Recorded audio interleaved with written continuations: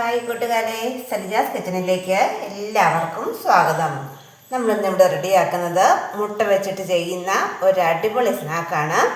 അതിനുവേണ്ടി നമ്മളിവിടെ 5 മുട്ട പുഴുങ്ങി തോട് കളഞ്ഞെടുത്ത് വെച്ചിട്ടുണ്ട്. ഇനി ഇത് നമുക്ക് ഓരോന്നും 2 പീസാക്കി എടുക്കാം. ഇനി നമുക്ക് ഈ മുട്ടയിൽ നിന്നും ഇതിൻ്റെ മഞ്ഞക്കുരു മാറ്റിയെടുക്കണം. നമ്മളിവിടെ ഇപ്പം മുട്ടയുടെ വെള്ളക്കുരുവും മഞ്ഞക്കുരുവും ഇങ്ങനെ വേർതിരിച്ചെടുത്തിട്ടുണ്ട്. ഇനി ഇതിലേക്ക് നമുക്ക് ഫില്ല് ചെയ്യാനുള്ള ഒരു മസാല റെഡിയാക്കി എടുക്കാം.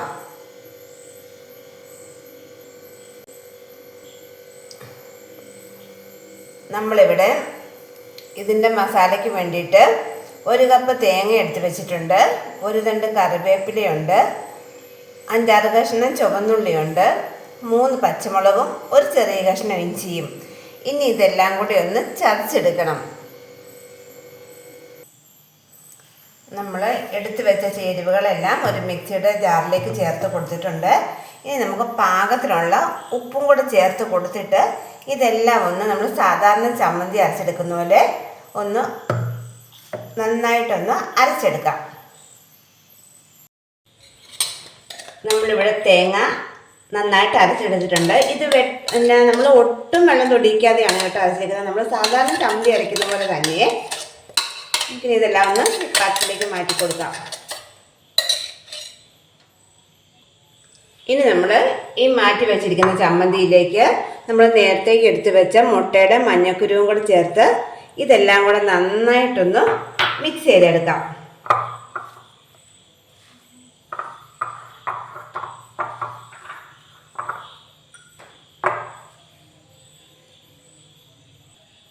ഇനി നമുക്ക് ഈ റെഡിയാക്കി വെച്ചിരിക്കുന്ന ഈ ഫില്ലിങ്ങിൽ നിന്നും കുറേശ്ശെ എടുത്ത് നമുക്ക് ഈ മുട്ടയിലൊന്ന് നിറച്ച് കൊടുക്കണം. നന്നായിട്ട് തന്നെ ചേർത്ത് കൊടുക്കാം. ഇതുപോലെ എല്ലാം നമുക്ക് നിറച്ചെടുക്കാം.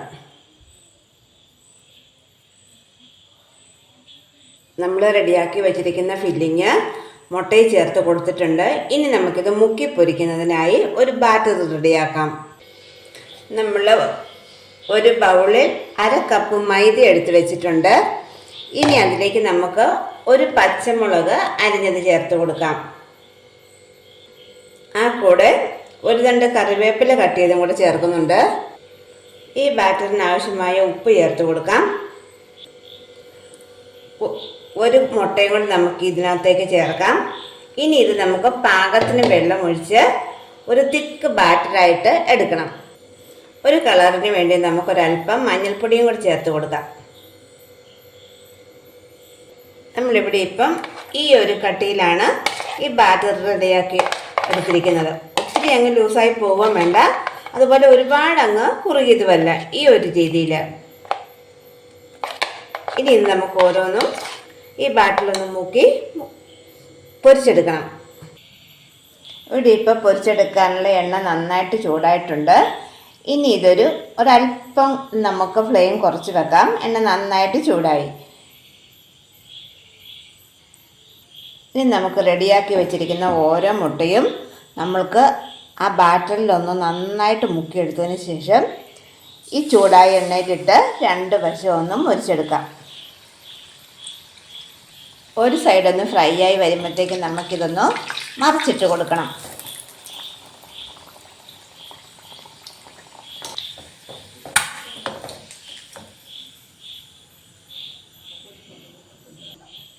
ബാക്കിയുള്ള എല്ലാ മുട്ടയും നമുക്കിങ്ങനെയൊന്ന് റെഡിയാക്കിയെടുക്കാം.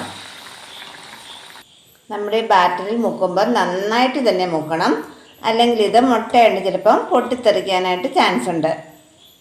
നമ്മുടെ സ്നാക്കെല്ലാം നമ്മളിവിടെ ഫ്രൈ ചെയ്തെടുത്തു. അപ്പോൾ വീഡിയോ ഇത്രേ ഉള്ളൂ. ഈ വീഡിയോ എല്ലാവർക്കും ഇഷ്ടമായാൽ ലൈക്ക് ചെയ്യാനും ഷെയർ ചെയ്യാനും സബ്സ്ക്രൈബ് ചെയ്യാനും മറക്കല്ലേ. നമുക്ക് അടുത്ത വീഡിയോയുമായി വീണ്ടും കാണാം. എല്ലാവർക്കും താങ്ക് യു.